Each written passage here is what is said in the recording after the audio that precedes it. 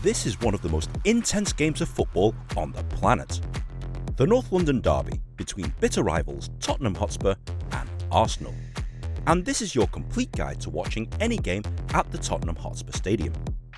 I'll show you how to get tickets, how to get to the stadium, the best places to eat, the coolest pubs to drink at, and everything else you need to know to have the most amazing experience at one of the best stadiums in world football.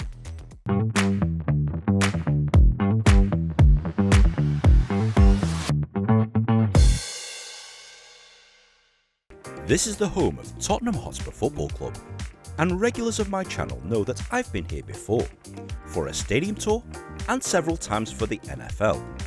And it's always a nice friendly party atmosphere. But it's a totally different story when the Arsenal are in town. They are the bitter arch rivals, the sworn enemy. Expect nothing but violence and contempt between these two teams and their respective fans. And it's fantastic. A match day between these two is a once-in-a-lifetime experience, and I'm going to show you exactly what it's like and how you can do the same, from getting tickets to making the most from your time at the stadium. First things first, let's talk about tickets. The standard way of getting Tottenham Hotspur tickets is to go through their website. The prices vary wildly depending on the opponent, with the most popular teams like Arsenal, Manchester United and Manchester City being in Category A. These are the most expensive and damn near impossible to get. Lesser opponents, like Bournemouth and Ipswich, are in Category C, which are significantly easier and cheaper to obtain. You need to be a Spurs member in order to buy tickets through their official website. Membership lasts for exactly 1 season, and the more you pay, the more priority access you're given to tickets, and they'll tell you on the website when you can apply. But here's the problem. The price of membership is insane, especially given that there's no guarantee you'll actually get the tickets that you want. And if you only want to go to one game, buying membership really doesn't seem worth it. Because I'm stingy and I don't want to pay for membership just to go to one game, I decided to book my tickets through sportsbreaks.com. They're the largest sports travel provider in the country, and they'll sell you a ticket to whatever game you want and give you a hotel stay for one really low price. And look at these prices. That's for a ticket and a hotel. It's actually a really good deal. Especially if you're not from around London and you don't want the hassle of sorting out the tickets and accommodation yourself, they do all of that for you. I actually got a pretty sweet deal at one of the corporate hospitality suites and a night stay at the Hilton. And it's not just football they do a whole bunch of other sports too, like the rugby and the F1. I'll leave a link in the description below, and I recommend that you check them out. When you speak to one of their agents, tell them that you saw them on Ultimate Bucket List. Finally, if you just want to chance it, there's a physical ticket office at Paxton House, located on the north side of the stadium. Whether there are any general sale tickets on the day or not is purely down to luck. Tottenham will send the tickets directly to your phone.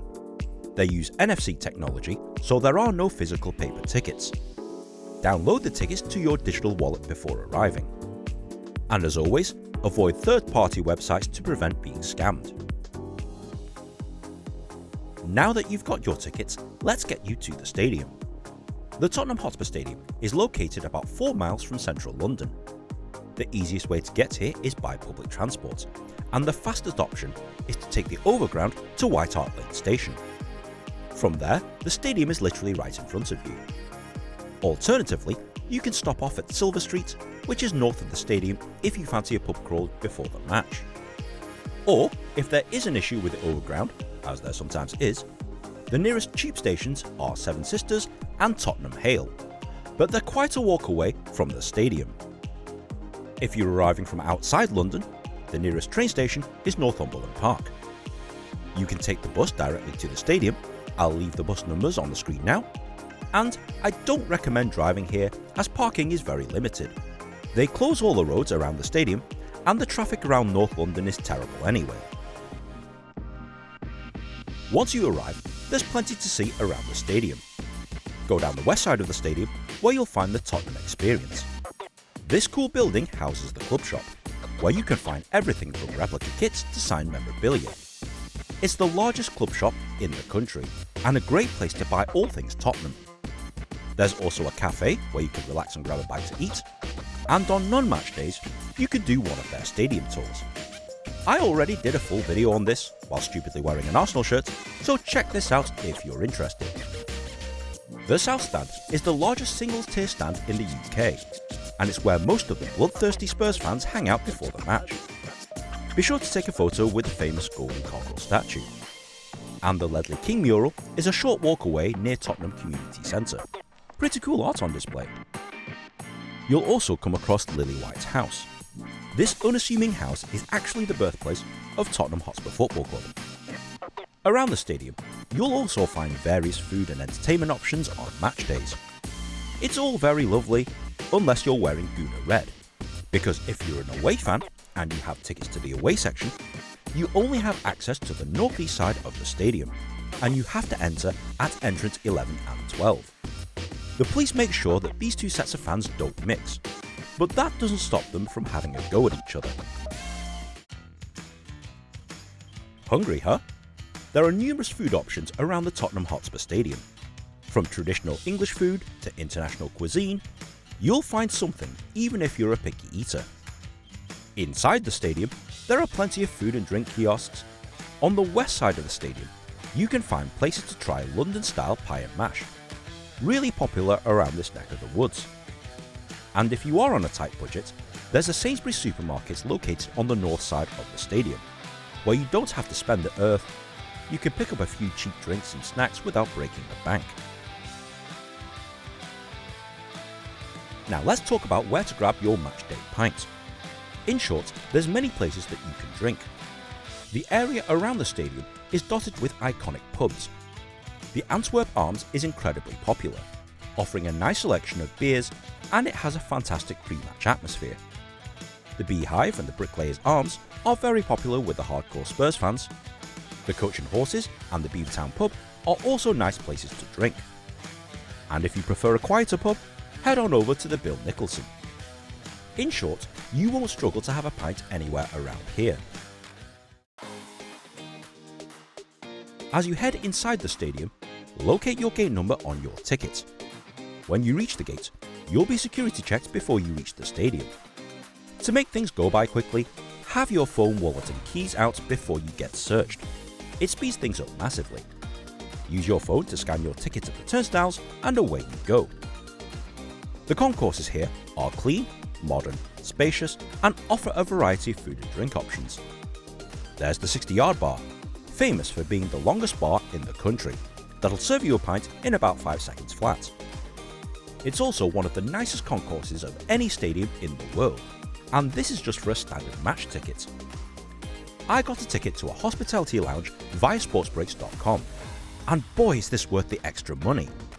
Premium bars, amazing food, awesome party atmosphere, and it comes with one of the best views of the stadium. I've been all over the world, and I've been wined and dined at some of the most famous stadiums and arenas, but this is really next level. Thanks sportsbreaks.com. When you do step into the stadium, take a moment to soak it all in. Whether it's the retractable field, the kooky roof, the dazzling LED boards, or the sheer awesomeness of it all, you'll be impressed with the presentation of everything in this stadium. The South Stand over there is a sight to behold, as it's the largest single-tier stand in the country. The atmosphere is electric, especially when the fans start singing and especially when the Gunners are in town. I recommend you enter the stadium early to enjoy the pre-match build-up. The players usually warm up about 40 minutes before kickoff, giving you a chance to see them up close and personal if you're on the lower levels. Oh, and be prepared for a loud atmosphere, especially here at the North London Derby. This is my view from the premium seat that I got. It's a fantastic view, and it's right next to the Arsenal fans, so it's going to be loud, very loud. When you are sat next to opposing fans, expect some light-hearted banter and lots of atmosphere. As the teams walk out onto the pitch and the players are introduced, both sets of fans are trying to out-sing each other.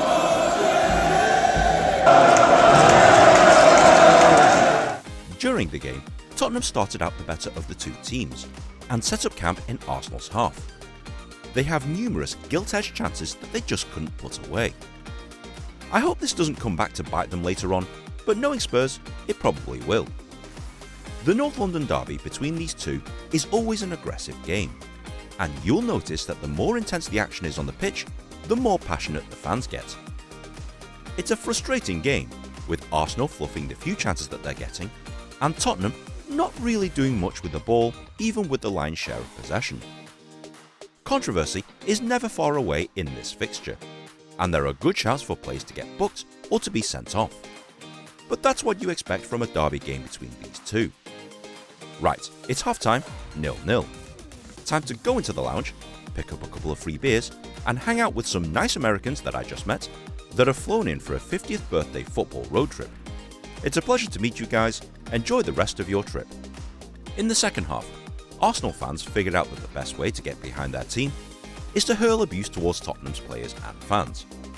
It sort of works because their team started to play more aggressively, and it's only a matter of time before something happens.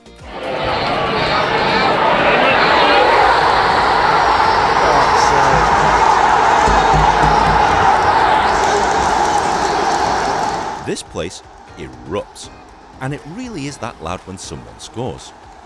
Too bad it's the enemy, 1-0 to the Arsenal, and it comes against the run of play. They're on top at the moment, and the fans certainly let you know about it. It's up to the Tottenham crowd to try and bring the Spurs back to life, but when Arsenal immediately sets up 6 players at the back to defend absolutely everything, as you can imagine, the chances for Tottenham are now getting fewer and farther between. Frustration, drama, tension. A story Spurs fans know only too well. And with every failed attempt at goal and time running out, the crowd are getting noticeably antsy. Right, there's only a few minutes left. Time to throw the kitchen sink at them, boys. Nope. Nope. And that's the last chance of the game.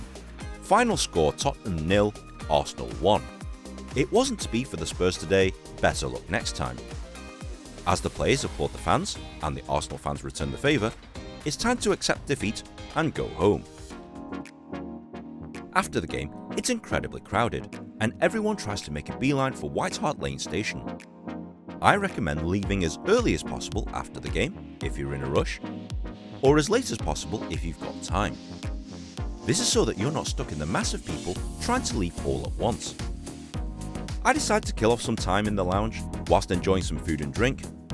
Many fans head to the nearby pubs for a post-match pint, whilst waiting for the crowds to disappear. Hopefully, you'll make it back on public transport without too much of a fuss.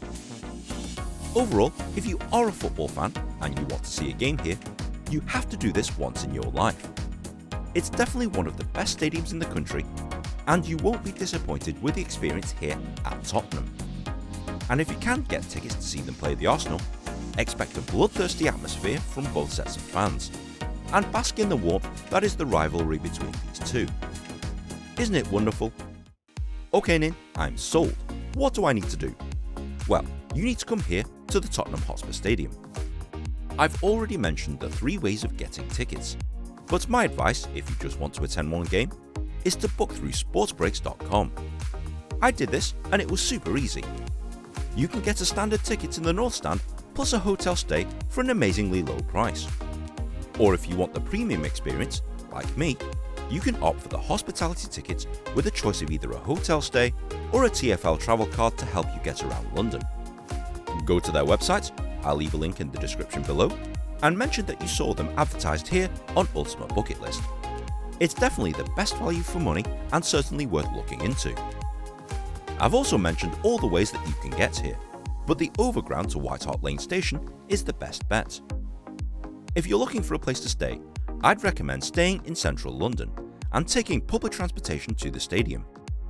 The stadium itself is located in a not so nice area of North London, and whilst there are hotels around there, my advice is to stay elsewhere. Is there anything else I need to know? Yes. The Tottenham Hotspur Stadium is a cashless venue, so make sure you have a contactless credit or debit card, otherwise you won't be able to buy stuff. Also, there's a strict baggage policy. Avoid bringing anything larger than a sheet of A4 paper. If you're visiting on a non-match day, consider taking the stadium tour. And also, if you are visiting London for tourist reasons, check out my complete London City Guide right here. Thanks for watching, and don't forget to like, share and subscribe. Tweet me with your suggestions for future videos, and I'll see you in the next episode.